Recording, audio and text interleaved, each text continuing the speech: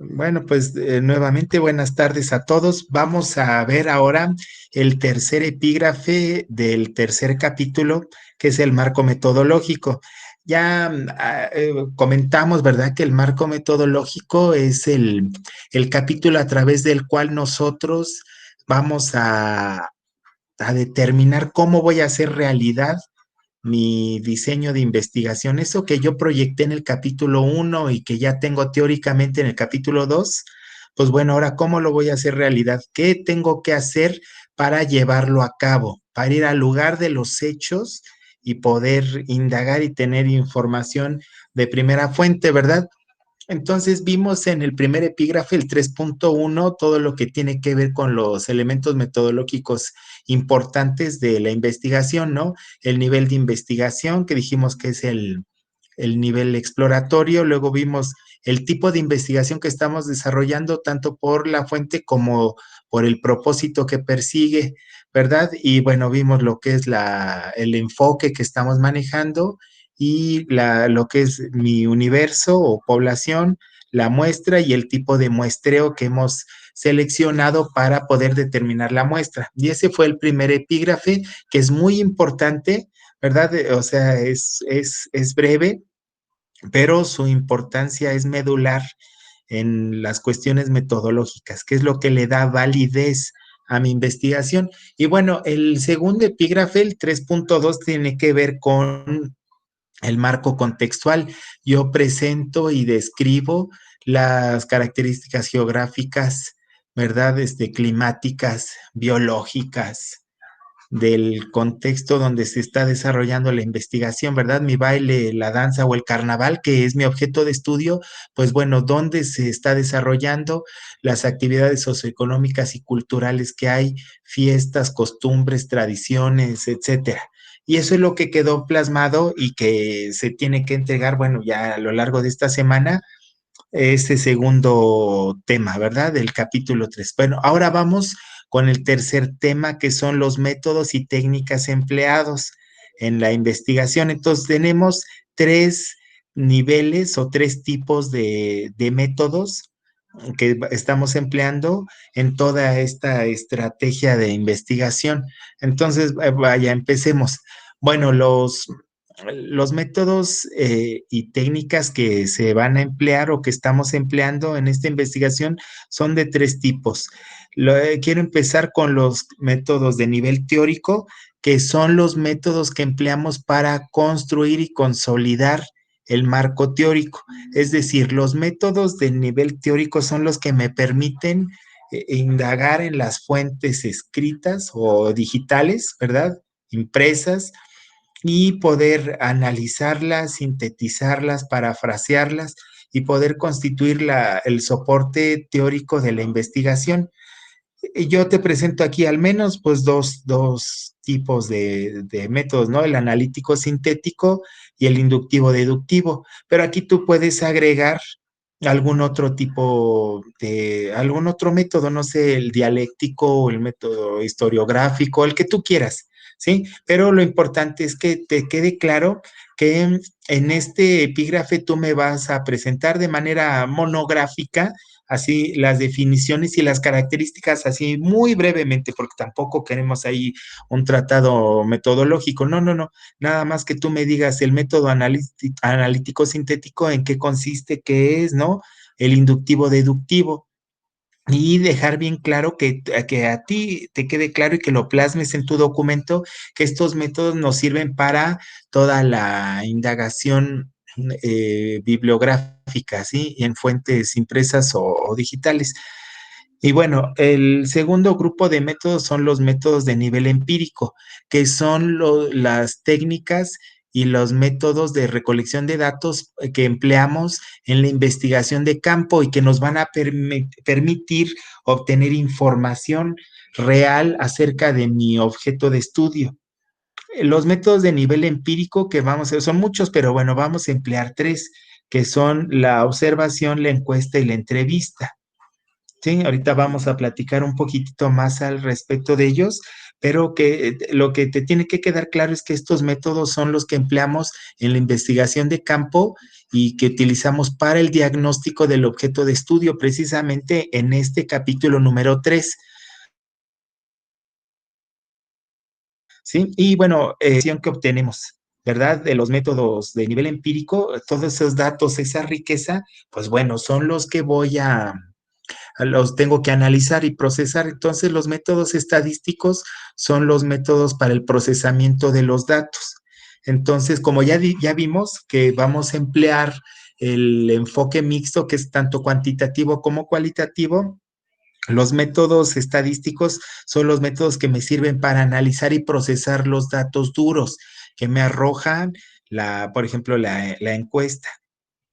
Entonces, ¿qué es lo que vamos a hacer en los métodos estadísticos? Pues bueno, hacer con esa información de las encuestas, pues un análisis porcentual, a graficar y obtener promedios. Nada más, son algunas medidas de tendencia central que son muy básicas, pero que me permite procesar los datos y tener un referente cuantitativo para poder hacer el diagnóstico de mi objeto de estudio. Ahora, en esta primera parte de este epígrafe, tú me vas a presentar las definiciones y las características esenciales de estos métodos, ¿sale? Ahora, pero, ¿qué es lo que sigue? ¿Qué tengo que diseñar? ¿Qué tengo que hacer para ir al lugar de los hechos, a hacer campo, o sea, la investigación de campo? Pues tengo que diseñar instrumentos para obtener la información que yo necesito, ¿sí? Entonces ya vimos que esos instrumentos son tres: la observación, la encuesta y la entrevista. Ahora, pero sí es importante que a ti te quede claro que en la fase del diseño de lo que es la investigación de campo, en esta investigación es importante porque tú como investigador obtienes los datos a partir de un conjunto de preguntas que vas a establecer o las vas a presentar en tus instrumentos, en los instrumentos que vamos a diseñar. Te repito, que es la observación, la encuesta y la entrevista. Bueno, entonces esas preguntas que están orientadas a obtener información se van a aplicar únicamente a la muestra, a lo que tú ya has determinado como muestra. No es a toda la población, no es a todo el universo, sino solo a la muestra. Ello con el fin de conocer y diagnosticar el estado actual de tu objeto de estudio. Llámese carnaval, baile, danza, ¿sale? Y bueno, entonces estos métodos y técnicas de nivel empírico, como ya te dije, son estos tres y que tienen características muy particulares, pero son más las características que tienen en común. Entonces, bueno, el diseño de los instrumentos de recolección de datos, ¿cómo le hago? ¿Qué tengo que hacer o cómo le hago para diseñar mi guía de entrevista o la encuesta o la observación? O sea, que voy allá al lugar de los hechos, pero ¿qué es lo que voy a ver? ¿Qué es lo que voy a preguntar? ¿Qué es lo que voy a encuestar? ¿Sale? Bueno, entonces el diseño de estos instrumentos se basa tanto en el objetivo como en el propio problema de investigación y en el diagnóstico del objeto de estudio A. Y entonces, ¿cuál es el propósito de todo esto que vamos a hacer? Bueno, es demostrar científicamente que el problema de investigación que yo he planteado existe, ¿no? Y por lo tanto es pertinente la investigación y la propuesta que vamos a hacer. Entonces, recuerda, siempre debes de tener presente cuál es tu problema científico. Tu problema de investigación se sintetiza en la pregunta principal de investigación, ¿verdad? Que dijimos que empieza con el adverbio cómo, ¿no? Cómo contribuir a la difusión o la divulgación, o cómo contribuir a la preservación, o cómo contribuir a la documentación de mi baile, del carnaval, de la danza. Entonces, todo esto que vamos a realizar, estos instrumentos y que se van a aplicar, tiene que ver con la demostración científica del problema, ¿verdad? O sea, ¿qué es lo que tienes que demostrar?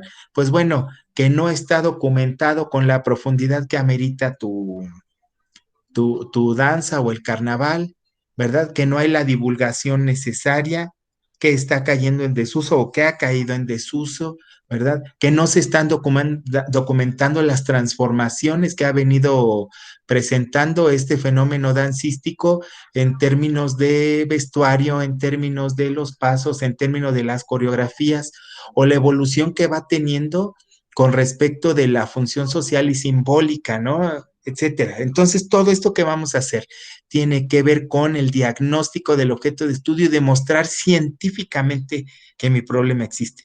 Pero entonces, ya sé que son tres los instrumentos que voy a diseñar y ya sé para qué lo voy a hacer, para diagnosticar el estado real de mi objeto de estudio y demostrar científicamente que el problema existe. Pero ahora, ¿cómo sé qué es lo que voy a preguntar?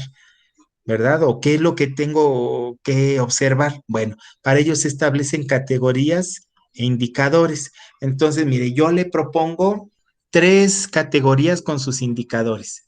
Nosotros vamos a observar, nosotros vamos a entrevistar y nosotros vamos a encuestar al respecto de tres temas. Número uno, ¿no? ¿Cuál es el estado actual de la danza o del baile, ¿no? O de los carnavales, las cuadrillas, etcétera. Lo que tiene que ver, ¿qué es lo que tengo que observar? Y preguntar pues acerca de los vestuarios, de las coreografías, de los pasos, de la música, de los participantes, de las fechas, las fiestas, etcétera. ¿Sale? Ahora, ¿qué el segundo tópico tiene que ver? ¿Qué voy a observar? ¿Qué voy a encuestar? ¿Qué voy a entrevistar? Pues acerca del estado actual de su función social y simbólica. Si, en qué fecha se realizan estas festividades, lo que tiene que ver con sus tradiciones, con los significados que le otorgan o que se otorgaban antes y que ahora se otorgan de una forma distinta, ¿no? Cualitativamente, ¿qué diferencia habría? ¿No? Si es evolutivo o es involutivo, o esta transformación que van teniendo y qué tanto se está documentando, ¿no? Y obviamente pasamos ahí a la tercera categoría. ¿Qué voy a preguntar? ¿Qué voy a observar? ¿Qué voy a encuestar? Pues bueno, el estado actual de su documentación y de su difusión o divulgación, ¿sí? ¿Qué documentos impresos y escritos hay? Si son digitales o no los hay. Y esto ya lo plasmamos en así un esbozo en el epígrafe 2.4 del marco teórico, ¿verdad? Del estado del arte. ¿Qué hay escrito? ¿Qué hay, verdad? Pues bueno, aquí vamos al lugar de los hechos y demostrar qué tanto hay escrito, qué tanto se ha documentado mi objeto de estudio, ¿no? ¿Qué tendencia al desuso hay? ¿Qué tendencia a la transformación y a la evolución? ¿Qué tanta divulgación hay al respecto? Entonces, esto es lo que sobre la guía sobre la cual vas a elaborar tu encuesta, tu entrevista y tu guía de observación. ¿Sale? Acerca del estado actual del baile o de la danza, el estado actual de su función simbólica y el estado actual de su documentación y difusión, que son las líneas metodológicas sobre las cuales hemos venido trabajando desde el capítulo 1. Entonces, esto mismo es lo que vas a observar, encuestar o entrevistar, ¿sale? Entonces, empecemos primero por la encuesta. Bueno, ¿qué es la encuesta? Es un instrumento, es una técnica, pero también, bueno, constituye un instrumento de recolección de datos en campo que se realiza a través de preguntas que pueden ser abiertas o cerradas, ¿verdad? Pueden ser por escrito o de forma digital, ¿no? A través de un formulario o de otro medio, ¿no? Y que se aplica a la muestra de estudio. Entonces, sí es muy importante que tú consideres o la recomendación que yo te hago, que las preguntas sean siempre cerradas. Para la encuesta, nos va a facilitar el trabajo, ¿no? Porque después, si hacemos preguntas abiertas, para el análisis tenemos que emplear el procedimiento de categorización, analizar toda la multitud de respuestas que nos haya dado la muestra y poder tenerlas que agrupar en ciertas categorías para analizarlas y darles todo el tratamiento mixto que ya vimos. Bueno, entonces, ¿cuáles son los elementos de la encuesta? Es muy importante que esta encuesta, ya sea por escrito, así personal o digital, bueno, siempre hay que, número uno, hay que presentar el propósito de la encuesta. Entonces, ¿cuál es tu propósito? Ya lo vimos, obtener información para el diagnóstico de los bailes, danzas del carnaval, etcétera, ¿sí? De tu objeto de estudio. Después de que ya tú has dejado claro en el instrumento de encuesta lo que es el propósito, pues tú tienes que presentar la instrucción. ¿Sí? Sí, instrucciones, dos puntos y seguido. La presente encuesta tiene el propósito, etcétera, ¿vale? Y bueno, ya después vienen las preguntas o aseveraciones.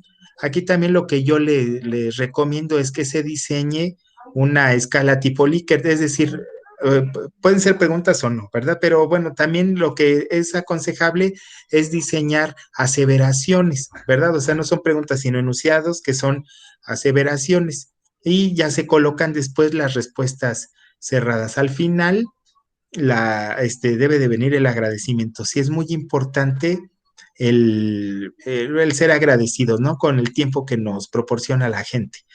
Y bueno, recuerda que es vital cuidar la redacción de las preguntas o aseveraciones, pues de ello depende la calidad de la información recabada. Es decir, sí es muy importante que no sea tendenciosa la pregunta, o sea, que no se oriente a una respuesta específica, porque eso ensucia o no nos permite tener la información tan rica que pudiese ser. ¿Sale?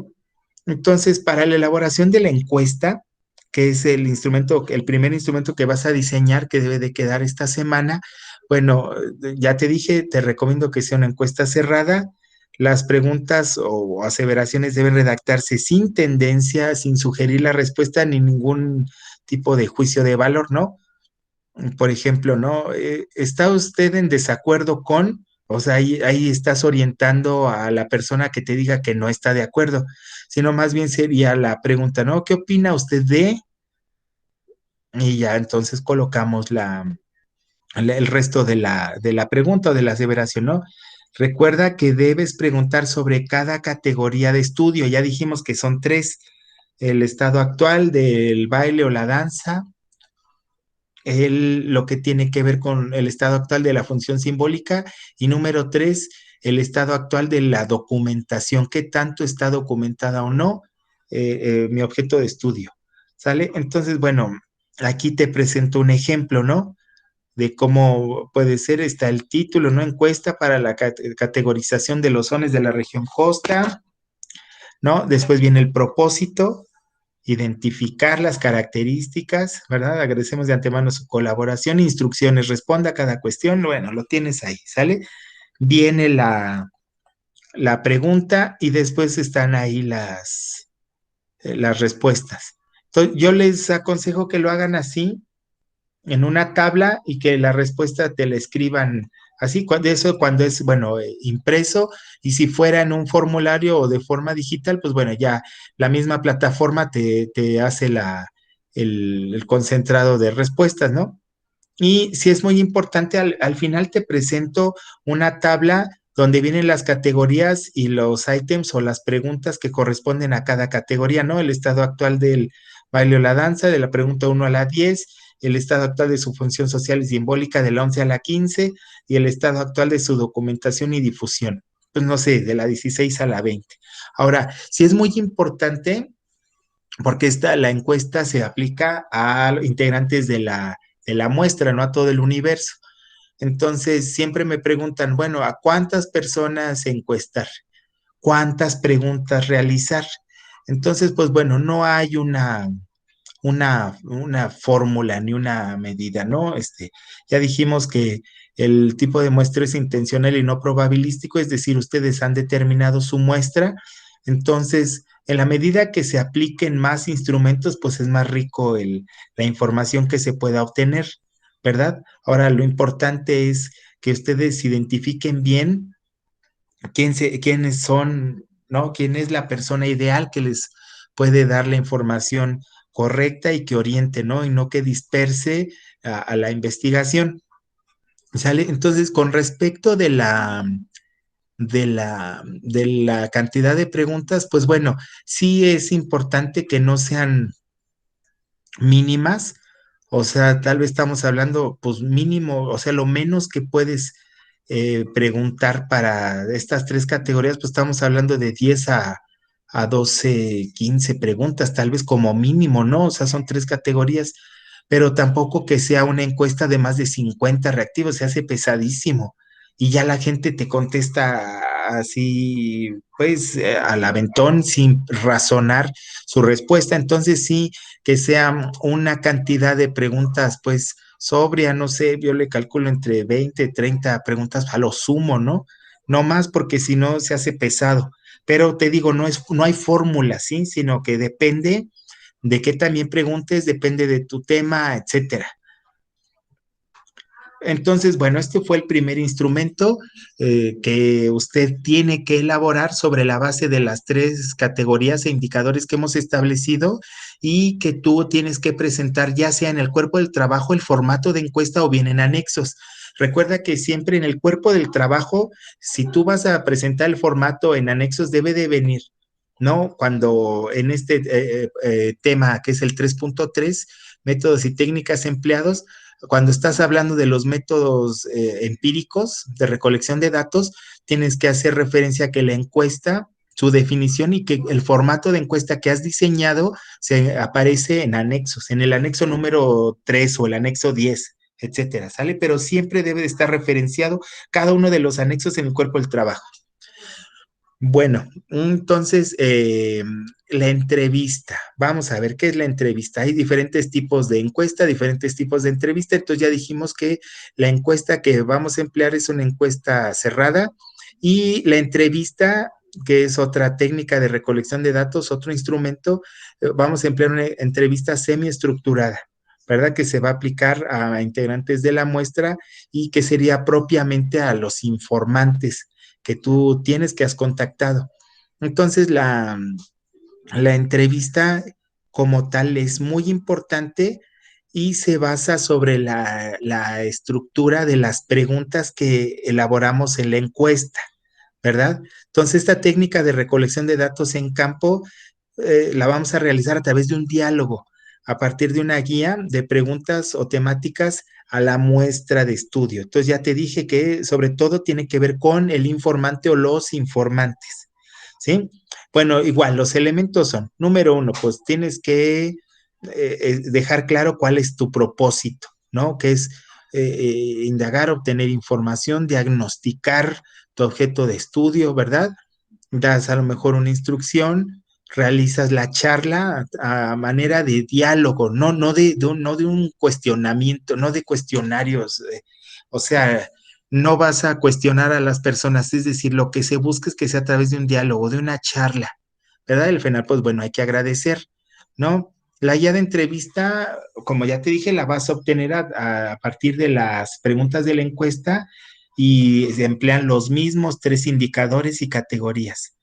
Entonces, pero hay una diferencia sustantiva con respecto de la encuesta, ¿no?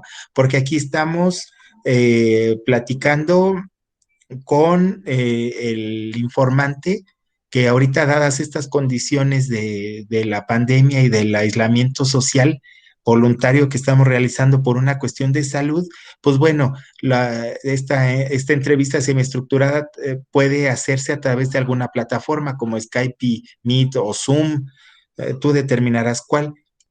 Pero cuando la hacemos de forma presencial, y aunque sea en estos medios digitales, es muy importante que tú observes el lenguaje corporal del entrevistado. Mira, la psicología y demás ciencias del comportamiento nos indican que más del 60% de la comunicación humana la da el cuerpo. Entonces, si quieres oír a alguien, de entender a alguien, lo que tienes que hacer es verlo, ¿verdad?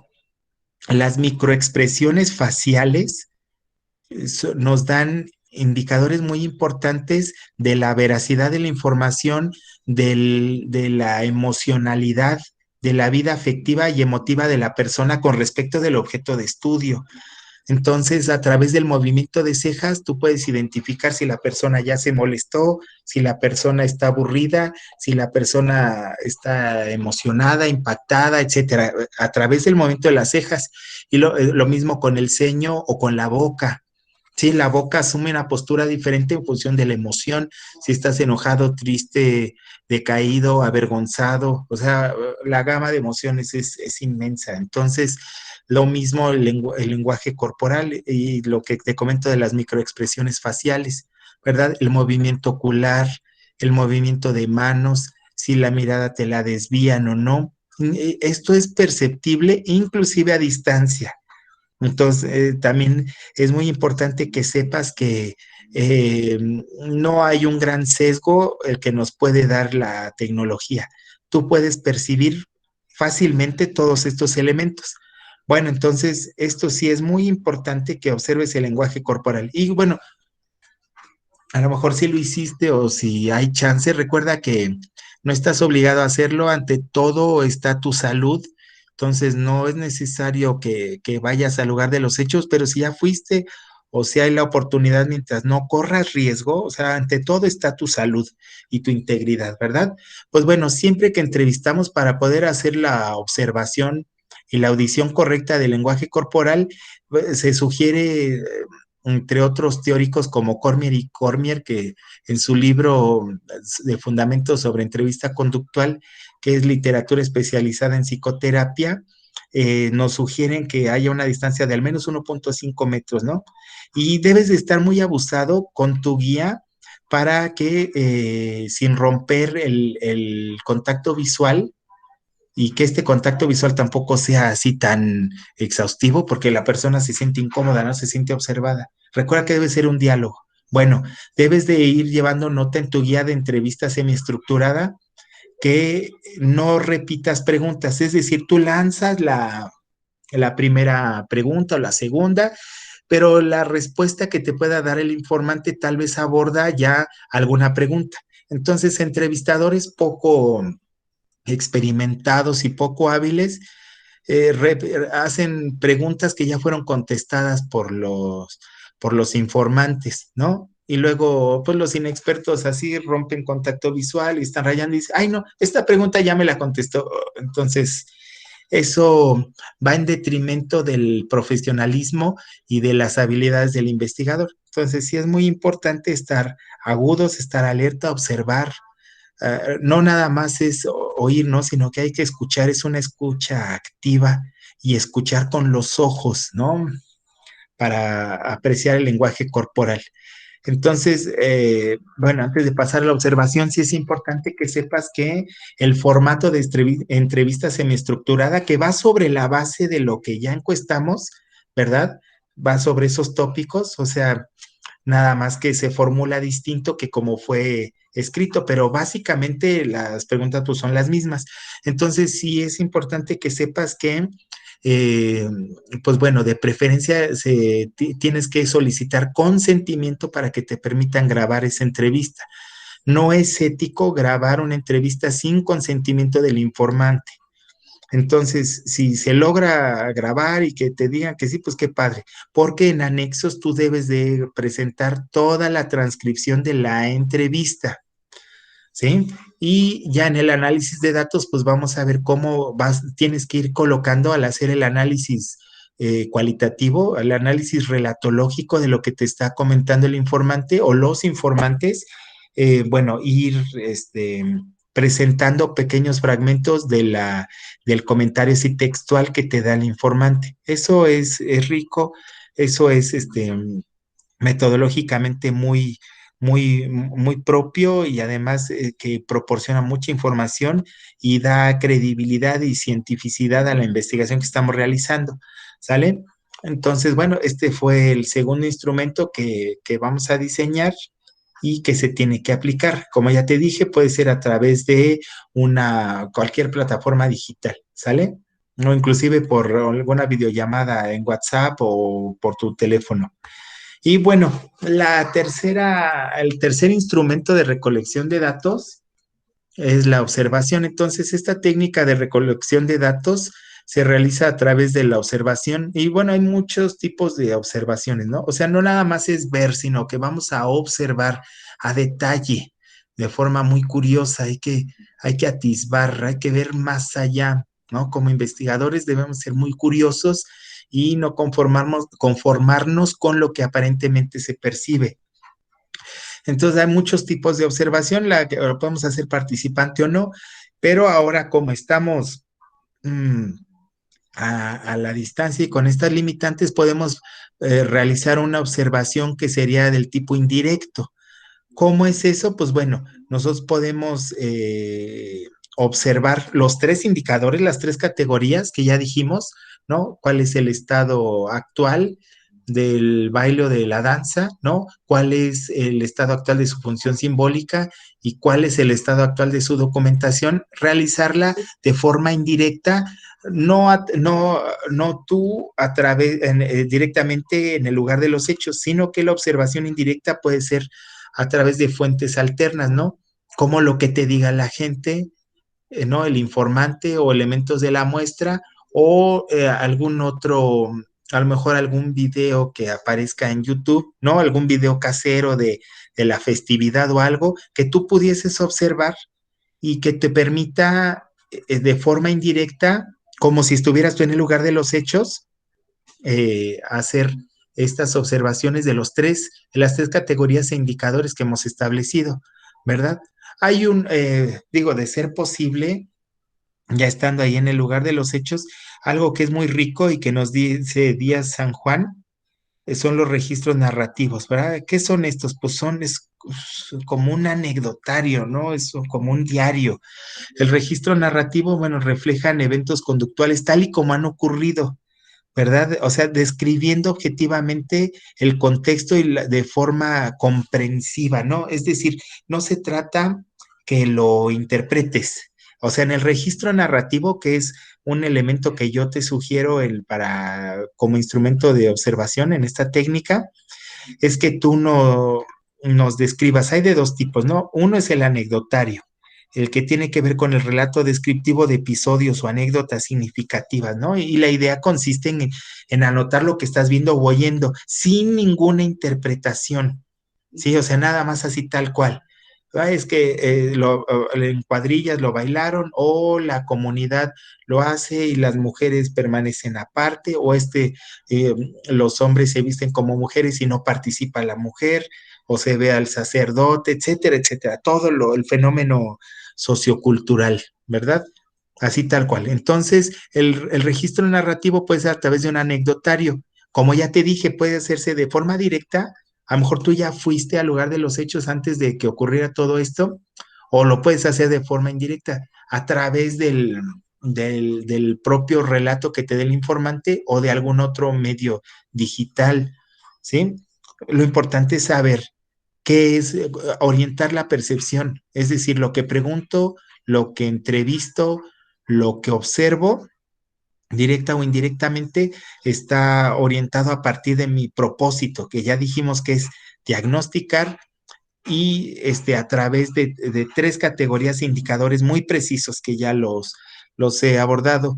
Y el otro tipo de registro narrativo, pues bueno, puede ser una nota de campo. Esta es una forma narrativo descriptiva en el que tú relatas no nada más el hecho objetivo, sino que tú vas anexándole tus reflexiones, lo que hiciste, ¿no?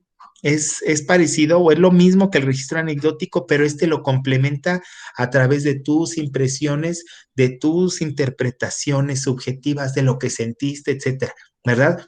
Ahora, estos elementos son muy ricos porque el registro narrativo nos presenta en la metodología cualitativa y etnográfica tu parte subjetiva, ¿sí? Y que nos permite empatar con la afectividad y con la subjetividad y los significados que va otorgando la comunidad. Entonces, estos registros narrativos me los vas a presentar en anexos también y en el siguiente tema, que es el análisis de resultados, el 3.4, el tema siguiente que vamos a empezar a elaborar a partir de la próxima semana. Bueno, ahí es donde hacemos el análisis y donde se tienen que presentar todas estas reflexiones, interpretaciones y percepciones desde la subjetividad del investigador, ¿vale? Entonces, bueno, ¿qué es importante? Consideraciones para la aplicación de los instrumentos. Bueno, Número uno, tienes siempre que gestionar el consentimiento y buscar el momento oportuno de aplicación, ¿sí? O sea, primero, siempre hay que pedir permiso y ser muy agudos de buscar el momento oportuno de aplicar la entrevista, la encuesta o hacer observaciones. Porque si la persona tiene algún apuro, alguna necesidad, te puede decir que sí, pero no te va a contestar con la precisión que tú requieres, ¿no? Entonces, como ya te dije, número dos, es muy importante observar el lenguaje corporal, tanto el verbal como el no verbal, ¿verdad? De los sujetos de la muestra. Y los instrumentos, tanto formato como los aplicados, deben de aparecer en la sección de anexos que ya te había yo comentado, ¿vale? Y bueno, este sería por el día de hoy. Lo vamos a dejar aquí y lo que tiene que ver con el tercer tema, ya la próxima semana les voy a presentar cómo vamos a hacer el análisis, ¿verdad? Entonces, pues bueno, gracias.